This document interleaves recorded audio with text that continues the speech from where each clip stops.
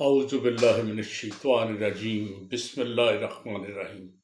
عزیز دوستو، میں پروفیسر تنویر صادق اپنے چینل انفو ٹیلی میں آپ کو خوش آمدید کہتا ہوں۔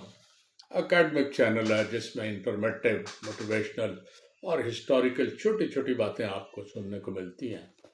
تو آج میں مصر کی قدیم تہذیب کے بارے میں بات کرنا چاہتا ہوں کہ اس وقت رسم الخط کیا تھا۔ کہتے ہیں مصریوں نے 3500 قبل مسیح میں لکھنا سیکھ لیا تھا، اور وہ لکھتے جو تھے نا، اس کے لیے حروف تو تھے نہیں، چنانچہ یہ جو مختلف شکلیں تھیں جنہیں علامتی تصویری کہتے ہیں یا اسے مورتی لکھاوٹ کہتے ہیں، وہ استعمال کرتے تھے۔ تو شروع میں جو انہوں نے ابتدائی شکل جو لینگویج کی تھی وہ ڈیو لنگو کہلاتی تھی۔ ڈیو لنگو کا مطلب ہے ابتدائی زبان، مقامی زبان۔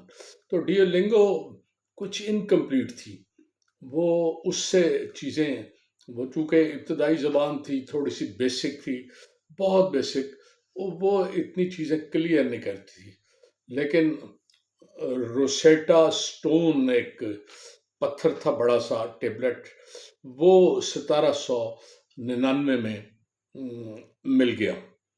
یہ جو روسیٹا سٹون تھا، اس نے نئی جہتیں زبان کے بارے میں نئی شروع کی۔ یہ 1799 میں برآمد ہوا اور آج برٹش میوزیم میں یہ پڑا ہوا ہے۔ تو یہ تصویر یہ بھی وہی ہے، اس میں کوئی فرق نہیں ہے۔ اس کی جو تحریر ہے وہ تصویری تحریر ہے، وہی جسے میں نے ابھی کہا کہ مورتی لکھاوٹ ہے۔ تو لیکن یہ بڑی ڈیٹیل سے، بڑی بہتر اور بڑی ایڈوانس شکل میں ہے۔ اس کی یہ تصویریں جو تھی، یہ جب انہیں ملی ہیں تو اس نے وہ سب کچھ بیان کر دیا جو پہلی زبان جو تھی ان کی ابتدائی، وہ ڈیولنگو، وہ بیان نہیں کرتی تھی۔ یہ مورتی کی زبان جو تھی نا، ہیروگلائفس جو تھی، اس میں سارا کچھ لکھا ہوا تھا۔ تو یہ زبان سادہ تھی اور یہ پورا مطلب بھی بیان کرتی تھی۔ آپ نے جو کہنا ہے نا، اس ٹیبلٹ میں بڑے سے پتھر پر جو کچھ لکھا گیا تھا، وہ اس کی مورتیاں یا اس کی جو تصویریں بنی ہوئی تھی، وہ بڑا کلیئر بیان کر دیتی۔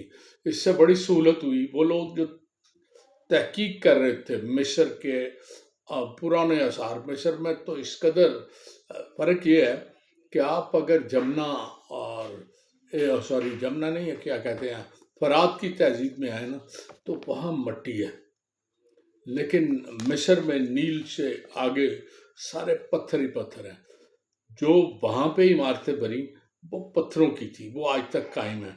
جو مٹی کی عمارتیں فرات اور اس طرف دجلہ اور فرات کے میں بنی، وہ مٹی میں وقت کے ساتھ ساتھ مٹی ختم ہو گئی۔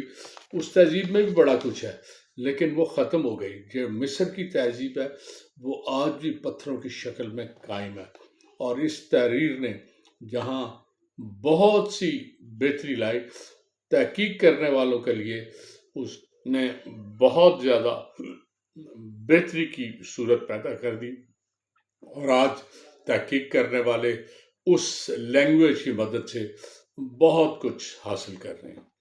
تو آج میں اجازت چاہوں گا، دو تحریریں آپ کو بتائی ہیں۔